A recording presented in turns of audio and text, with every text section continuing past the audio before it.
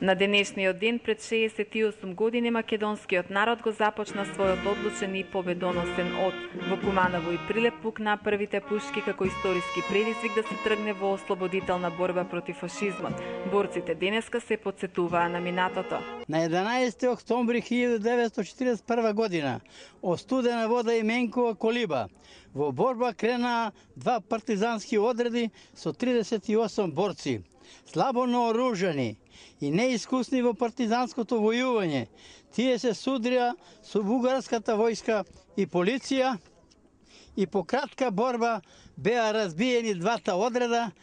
Борбата за слобода зеде 24.000 жртви, од кои 800 борци и цивили од Кумановско, раскажува Спировски. Граѓаните на Куманово имаат сила за мир, соживот, создавање на светол поглед на иднината.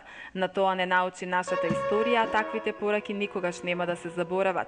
Нема да ги заборавиме ниту оние кои ги дадоа своите животи за татковината, рече градоначалникот на Куманово Зоран Дамјановски, одавајќи им почит на паднатите борци во НОП на споменикот Костурница.